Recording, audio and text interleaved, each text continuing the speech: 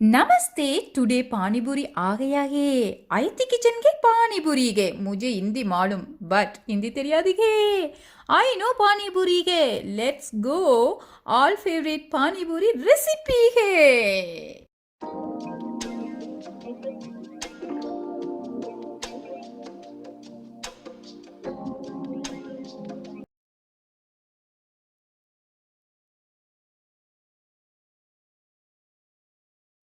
அனைவருக்கும் வணக்கம். எல்லாரும் எப்படி இருக்கிறீங்க? இன்னைக்கு ஆயத்தி கிச்சனில் என்ன ரெசிபின்றது ஆரம்பத்திலே அட்டகாசமாக சும்மா நக்கலாக சொல்லியிருப்பேன். பானிபூரி தான். வாங்க இதை எப்படி செய்யணும்னு பார்க்கலாம். சீக்கிரமாக சிம்பிளாக சூப்பராக செஞ்சிடலாம். இந்த மாதிரி வெரைட்டியான பானிபூரி வச்சுருக்கிறேன். இனிமே அப்லோட் பண்ணுவேன். இப்போ நம்ம ஒரு மிக்ஸி ஜார் கண்டிப்பாக தேவையா இல்லையா? காரம் அதிகமாக இருந்தால் ஒரு 3 பச்சை மிளகாய் சேருங்க. எனக்கு கம்மியாக தான் தேவை, பசங்க சாப்பிட்றாங்க. ஒரு பச்சை மிளகாய், ஒரு கைப்பிடி அளவு புதினா, ஒரு கைப்பிடி அளவு கொத்தமல்லி தலைகள் நல்லா கழுவிட்டு சேருங்க. அது கூடவே 1/2 டீஸ்பூன் உப்பு தேவைக்கேற்ப சேருங்க. இதுக்கு முக்கியமானது சாட் மசாலா கண்டிப்பாக தேவை. 1 டீஸ்பூன் சாட் மசாலா, 1 டீஸ்பூன் ஜீரகத்தூள், அதோட 1/2 டீஸ்பூன் மிளகு, உடைத்த மிளகு, இதையும் சேர்த்து இது கூட நல்லா ஒரு 1/4 கப் தண்ணி ஊற்றி அரைச்சிக்கணும். இப்போ எல்லாமே சேர்த்துட்டோம். நான் பாதி லெமன் ஜூஸ் சேர்க்குறேன். நல்லா பிழிஞ்சு சேருங்க. இப்போ இதை அரைச்சாச்சு. இந்த அரைச்ச விழுதை நம்ம நல்லா ஃபில்டர் பண்ணுவோம். அதுக்கு முன்னாடி நம்ம தண்ணியும் சேர்த்துக்கலாம். நான் சொல்லிட்டேன்னா 1/4 டம்ளர் தண்ணி சேர்த்து அரைச்சிங்கன்னா இந்த மாதிரி வரும். அதுக்கப்புறம் இதை நல்லா ஃபில்டர் பண்ணி எடுத்துக்கலாம்.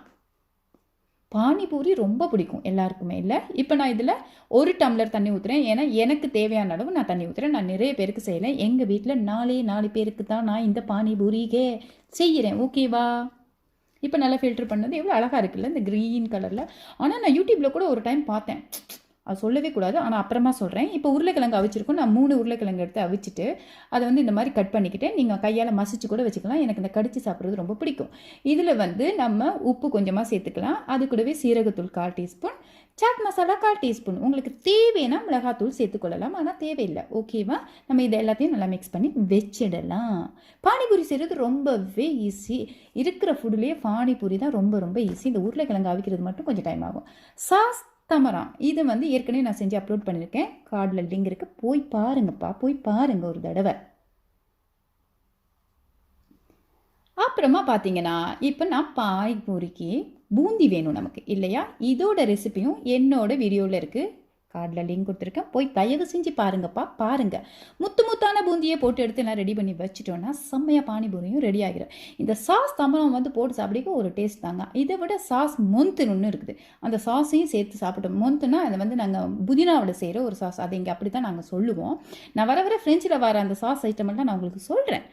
ஓகேவா? அதையும் செஞ்சு வச்சிங்கன்னா இன்னும் அட்டகாசமாக இருக்கும். அந்த ரெசிபி இன்னொரு டைம் நான் அப்லோட் பண்ணுறேன். இப்போ கடையில் வாங்கின பானிபூரியை நம்ம பொரிக்கிறோம்.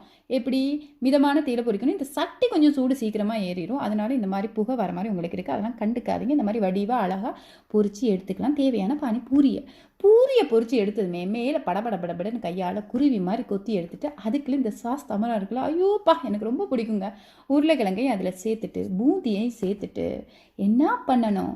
எடுத்து அப்படியே நம்மளோட புதினா, கொத்தமல்லி, அந்த சாட் மசாலா சேர்ந்ததுக்குள்ள முக்கிட்டு வாயில் முக்கிடணும். அருமை. இந்த ரெசிபி உங்களுக்கு பிடிச்சிருக்குன்னு நான் நினைக்கிறேன்.